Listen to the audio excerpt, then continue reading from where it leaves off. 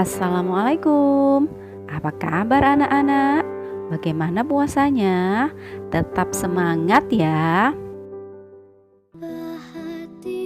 Sebelumnya, mari kita berdoa untuk seluruh awak kapal selam Nanggala 402. Semoga amal ibadah mereka diterima di sisi Allah.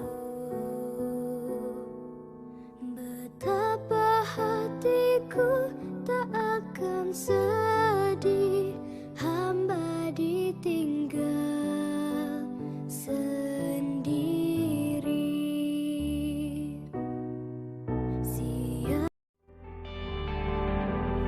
Nah, pengen tahu kan bagaimana keadaan di dalam lautan? Penasaran kan? Ada apa saja ya di dalam lautan?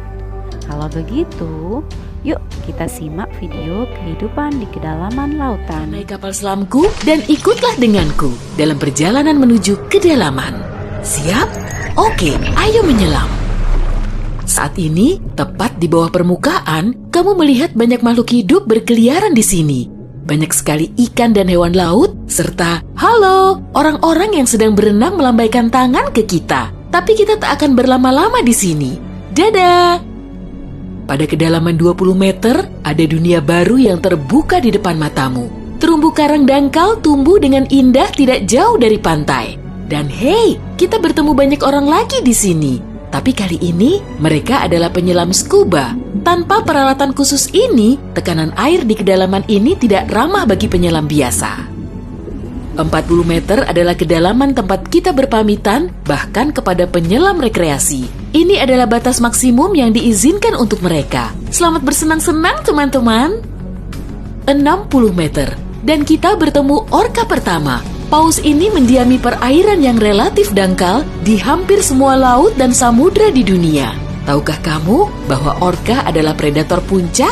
Artinya, orka tidak punya musuh alami dan tidak ada yang bisa mengalahkannya. Pada kedalaman 70 meter, kita bertemu dengan hiu paus, spesies ikan terbesar yang diketahui dunia dengan berat mencapai 60 ton. Umurnya pun lumayan panjang, semoga panjang umur selalu ya. Hiu paus bisa hidup sampai sekitar 130 tahun. Sekarang, lihatlah keluar. Jika kamu melihat penyelam scuba, artinya dia adalah seorang profesional. Karena pada kedalaman 100 meter, mereka harus sangat berhati-hati agar tidak terkena penyakit dekompresi. Penyakit ini terjadi jika kamu naik terlalu cepat ke permukaan. Dan jika beruntung, kamu juga bisa melihat gurita Pasifik raksasa. Dia tinggal di perairan dingin mulai sedalam ini dan sampai kedalaman 2000 meter. Sekarang, kita memasuki bagian samudra yang gelap. Pada kedalaman 150 meter, hanya 1% cahaya dari permukaan yang sampai ke sini. Sisanya diserap oleh air. Segala sesuatu yang lebih dalam dari sini akan menjadi semakin gelap. Hei, lihat! Pada kedalaman 200 meter, ada oarfish raksasa yang mengitari kapal selam kita. Makhluk ini diyakini sebagai penyebab dari semua penampakan ular laut. Dan banyak yang salah kaprah. Terkadang, mereka berenang ke permukaan dan menakuti para pelaut dan perenang. Tidak heran, panjang ikan ini bisa sampai 11 meter. Pastinya cukup untuk membuat bulu kuduku berdiri. Oke, sekarang kita berada di kedalaman 300 meter. Dan sebentar, makhluk besar apa yang ada di luar sana itu? Oh, aku tahu, itu kepiting laba-laba Jepang. Kamu bingung kenapa laba-laba?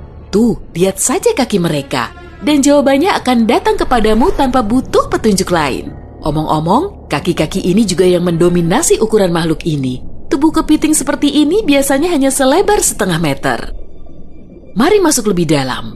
Dan di kedalaman 500 meter, kamu akan melihat paus biru terakhir. Tidak, bukan paus biru terakhir di dunia. Maksudku, ini adalah jarak terdalam yang bisa mereka tempuh. Paus biru tidak benar-benar perlu menyelam sampai sedalam ini untuk mencari makanan yang sudah berlimpah di perairan dangkal. Tapi mereka masih mampu. Sepertinya mereka hanya ingin memamerkan kehebatan. Mau bagaimanapun, mereka adalah makhluk terbesar dalam sejarah bumi, baik di samudra maupun di darat. Shh, kamu mendengar ini? Ini adalah suara yang dibuat paus sirip untuk berkomunikasi dengan teman-temannya dari jarak berkilo-kilometer. Mereka bisa melakukan ini berkat saluran SOFAR atau saluran laut dalam yang umumnya dimulai dari 600 meter, tapi kedalamannya dapat bervariasi.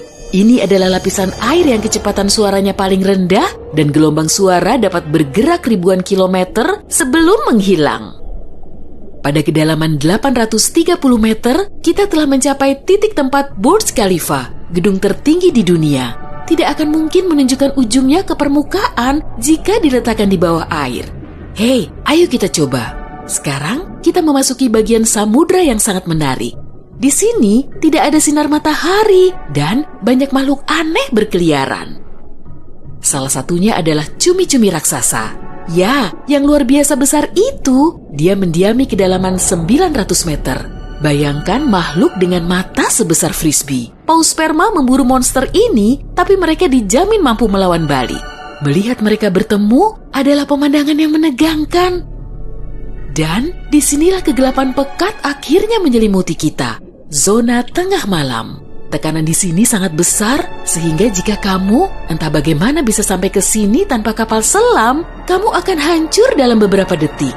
Dan lebih malangnya lagi, tanpa melihat apapun, pasti tidak mau kan? Kembali ke topik. Di kedalaman 1100 meter terdapat Mata Barat, salah satu gunung berapi samudra terdalam di dunia. Letusan terakhirnya terjadi pada tahun 2009. Dan bahkan direkam oleh kendaraan yang dioperasikan dari jarak jauh. Di kedalaman 1280 meter, kita melihat hiu putih besar yang ganas. Predator ulung ini adalah jagoan di kedalaman ini. Penglihatan mereka agak buruk dan mereka bergerak menggunakan indera penciuman. Jadi, mereka sama sekali tidak membutuhkan sinar matahari untuk memburu mangsa. Aku tidak melihatmu, tapi tetap akan memakanmu. Selain itu, penyu belimbing, penyu terbesar di dunia, menyelam di kedalaman yang sama. Apa mereka sengaja menyelam sampai sini untuk bermain dengan hiu putih besar? Wah, lihat jala-jala besar itu. Kita sekarang berada di kedalaman 1500 meter, tempat metode penangkapan ikan bernama menangkap semua digunakan. Jala di sini akan diseret di sepanjang dasar samudra, menangkap apa saja yang kurang beruntung di sana. Mengenai seberapa merugikannya metode ini bagi kehidupan samudra, biar kamu sendiri yang menilai. Pada kedalaman 1830 meter, jika berada di Grand Canyon, kita akan duduk di titik terendah dan terdalamnya. Bayangkan semua curug di sana terisi penuh oleh air, maka seperti itulah pemandangan di sini. Nah, jika kita benar-benar berhati-hati, pada kedalaman 2000 meter, kita akan melihat ikan naga hitam. Makhluk yang bagaikan muncul dari mimpi buruk ini tinggal di bagian samudra yang dalam dan gelap. Dan percayalah padaku, lebih baik dia tetap di sana. Bentuknya mirip makhluk dari film horor dan aku lebih suka jika kita tidak berpapasan dengannya di permukaan. Pada kedalaman 2250 meter, kita harus berpamitan dengan paus sperma. Ini adalah titik terdalam yang bisa mereka selami. Dan mereka memang tidak punya urusan untuk menyelam lebih dalam lagi. Mungkin kalau mereka berburu ikan naga hitam, atau justru mereka yang diburu. Mustahil, perbedaan ukuran mereka terlalu besar. Panjang paus sperma bisa mencapai 19 meter, yang menjadikannya paus bergigi terbesar di dunia. Tidak banyak makhluk laut bisa melawannya.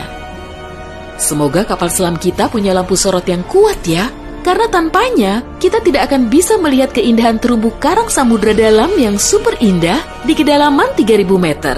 Terumbu karang ini dapat ditemukan di setiap samudra dan sayangnya tidak bisa dilihat tanpa peralatan khusus untuk menyelam di samudra dalam. Oke, mari terus melangkah lebih dalam.